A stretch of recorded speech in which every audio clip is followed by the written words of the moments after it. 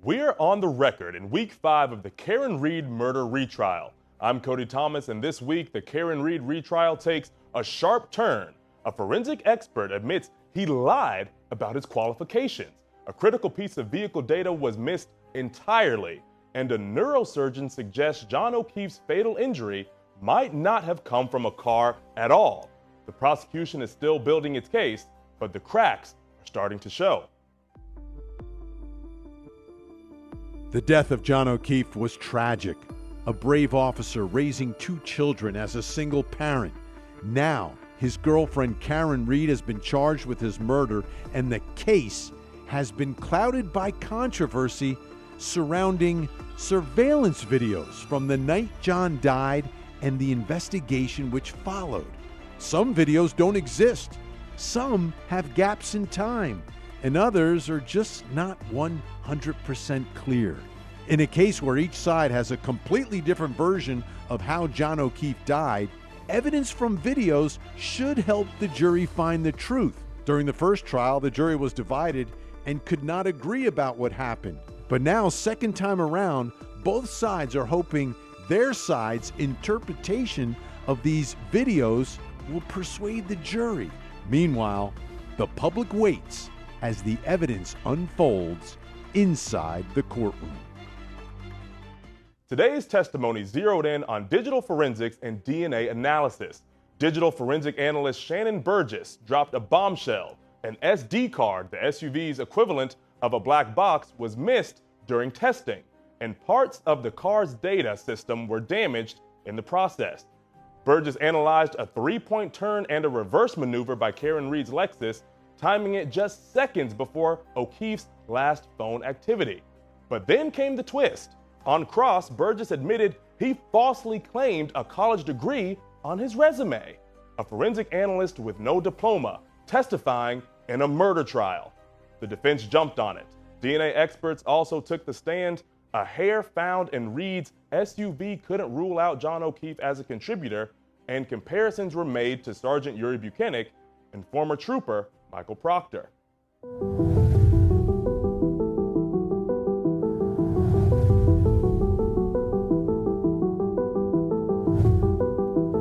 What was your role in the testing in this case? Yes, so my role was to analyze the DNA profiles and then do the comparisons. Now, what items specifically did you receive for DNA testing in this case?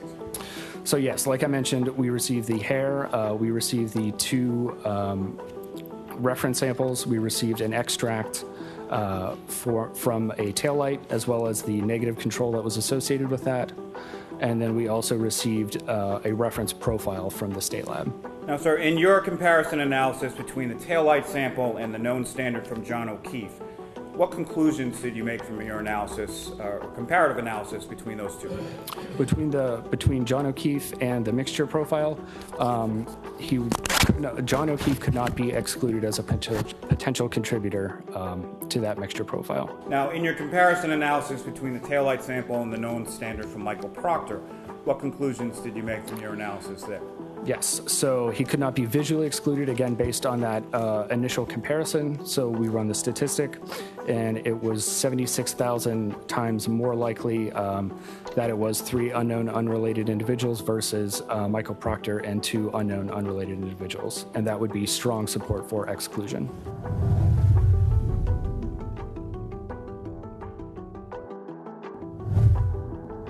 Sir, are you familiar with some mitochondrial DNA testing that was performed at Bodie on lab case number CCA 2416-0023 pertaining to this defendant, Karen Reed? Yes. Did the Bodie lab also perform mitochondrial DNA testing on the known standard from John O'Keefe? Yes. And did you then perform your own comparative analysis of those 2 mitochondrial DNA profiles from the hair extract from the rear panel of the defendant's vehicle and that of the known standard of Mr. O'Keefe? I did. What conclusions did you come to from that comparative analysis between those 2 standards? That John O'Keefe could not be excluded as being a source of the hair sample. You're not saying that the hair belonged to John O'Keefe, correct? That's not what you're saying. What I'm saying is, based on the genetic data obtained from the hair sample and the genetic data obtained from the known reference sample of John O'Keefe, I could not exclude John O'Keefe as being a possible source of the hair sample. In addition, all maternally related individuals could not be excluded as being a source of the hair sample. Another way of saying that, Mr. Miyasako, is to a reasonable degree of scientific certainty, you cannot say that hair belonged to John O'Keefe specifically, can you? Yes or no? No, with mitochondrial DNA, you can't say that it is per se an individual person, so it's more so the maternal line. Because the hair could have come from his mom, it could have come from his maternal nephew, or anybody in his maternal line, correct? Correct.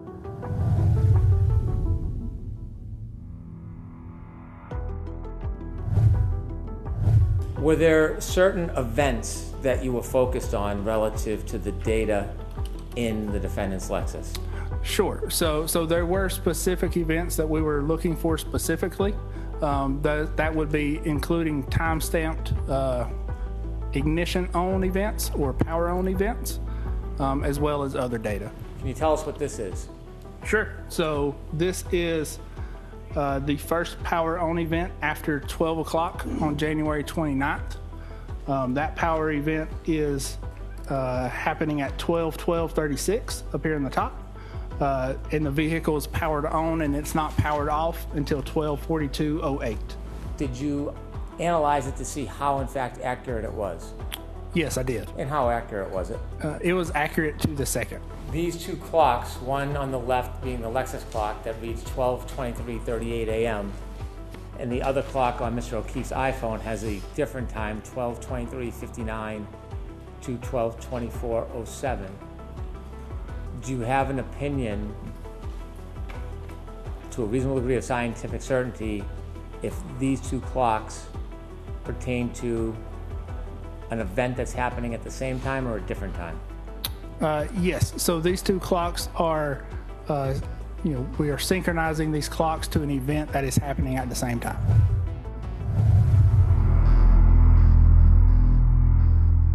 The Commonwealth's digital forensic analyst Shannon Burgess returned to the witness stand for a second day of cross-examination on day 19. The defense zeroed in on a 21 to 29 second time variance between Reed's SUV and O'Keefe's iPhone, a gap they say could weaken the prosecution's timeline.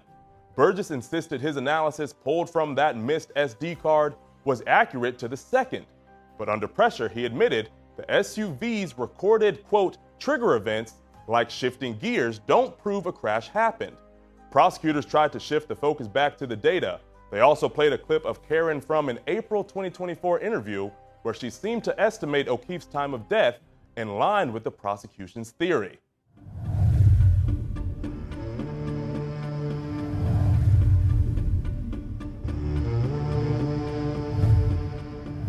Mr. Burgess, once that timeline crosses into midnight, it's January 30th, not January 29th, correct? Correct. Yes, it is January 30th. Yes. So in actuality, these five timelines, as you testified to them yesterday, are not accurate down to the second, correct? Because you got the wrong date. Well, parlance, yes, but yes, they are still accurate to the second. But the date, these five timelines, let's pursue this. These five timelines are exactly 24 hours off from the time where the event actually occurred, correct? No. So these events occurred on January 30th. If I misspoke and said the 29th, yes. Okay. You understand my point? Yes, I do. In your January 30th report, you did not issue any opinion or conclusion with regard to the timing of what you call the tech stream event 11:62:2 in your January 30th report, did you? No, I did not. You didn't even mention either the phrase tech stream event or the phrase 11:62:2 in your January 30, 2025 report, did you? No, I did not. But in that January 30, 2025 report, you did evaluate the variance between the Lexus infotainment system on the one hand and Mr. O'Keefe's iPhone data on the other, correct? Correct. Despite claiming the purpose in your January 30 report of, quote, identifying timestamp discrepancies, potential clock skew, and clock drift, you did not compare the time of the three-point turn between the infotainment system in the Lexus SUV and Mr. O'Keefe's phone, did you? Not at that time, no. You failed to apply this variance to the infotainment time on the Lexus associated with the text stream event 1162.2, correct? Correct. May I explain? I will proceed along. I'm sure if Mr. Brennan has questions and wants you to explain, he may choose to do that. This is simple arithmetic, is it not? It's either an addition or a subtraction, the offset, correct? Correct. And yet, in your initial report on January 30th, 2025, you did not take that final analytical step, did you? No, because these clock variances do not apply to that time frame. Is the reason you failed to take that final analytical final analytic step we've been talking about in your January 30 report was because you knew if you did that if you calculated the actual time of the 1162.2 text stream event based upon your own methodological analysis of the clock skew, there would always be continued interaction on Mr. O'Keefe's phone after the text stream event. No. So you deny that? Yes. Day 20 began with an unexpected delay. Judge Beverly Cannoni spoke privately with jurors for over an hour. No one was dismissed, but 2 jurors were reseated. The judge reminded the panel no talking about the case inside or outside the courtroom. Neurosurgeon Dr. Isaac Wolf told jurors that O'Keefe's injuries could have been caused by a fall, not a car. He said the trauma was consistent with someone falling backwards and hitting their head on something hard like the ground. Then trace analyst Christina Hanley testified that plastic fragments found on O'Keefe's clothes were a possible match for Karen Reed's Lexus taillight or a similar vehicle. But the defense hit back, noting glass on Reed's bumper didn't match a cocktail glass collected from the scene.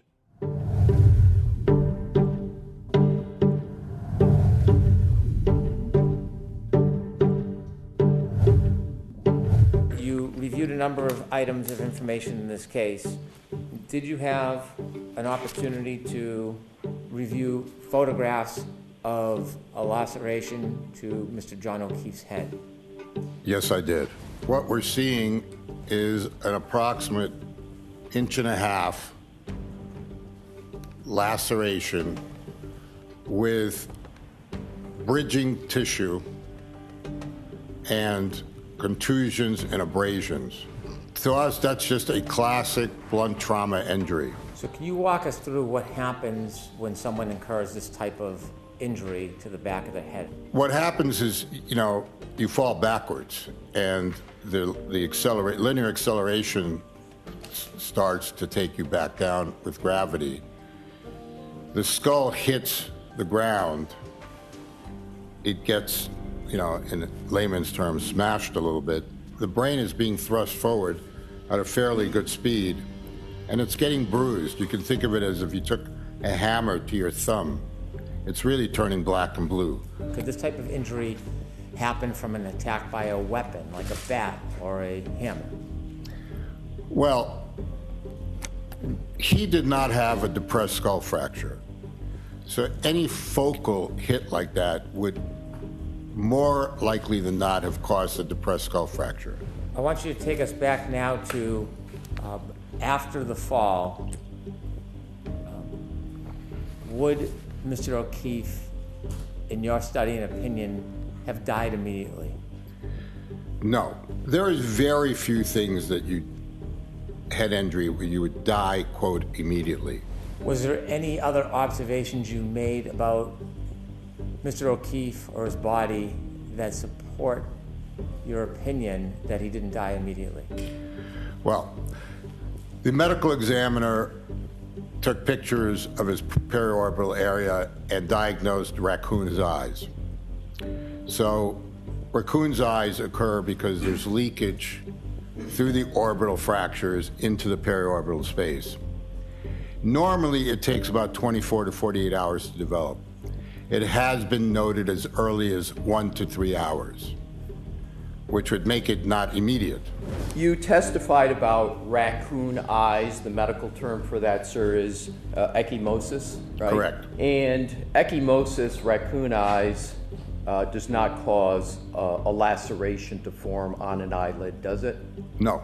Are you aware that Mr. O'Keefe had a laceration to the outside area of his right upper eyelid? I am aware that the ME described that, yes, sir.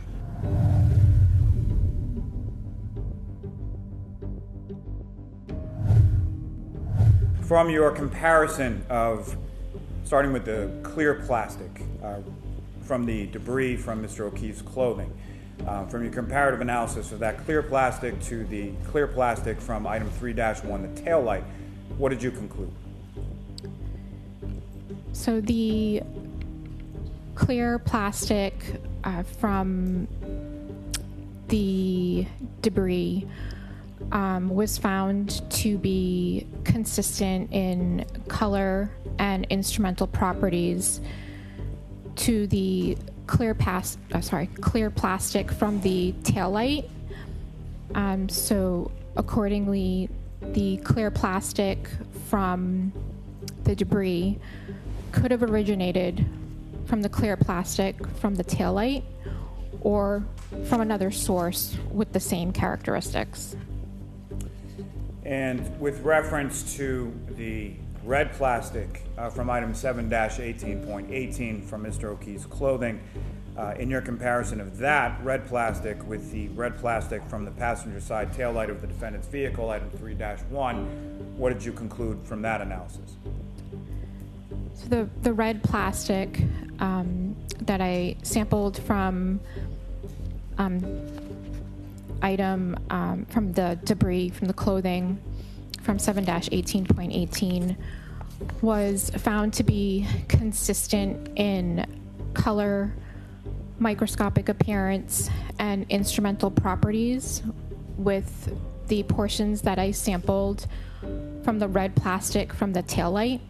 So accordingly, the red plastic from item 7-18.18 could have originated from the red plastic that I sampled from the taillight or from another source with the same characteristics. This case is a collision of science, suspicion, and the stories people tell, and the truth is still buried somewhere in the middle. The defense will begin its case soon, and if Karen Reed's team is right, they're about to flip the Commonwealth's narrative on its head. And we'll be there for every turn, every objection, every revelation. I'm Cody Thomas, and as always, thanks for listening. Stay safe, stay informed, and we'll see you next time we go back on the record.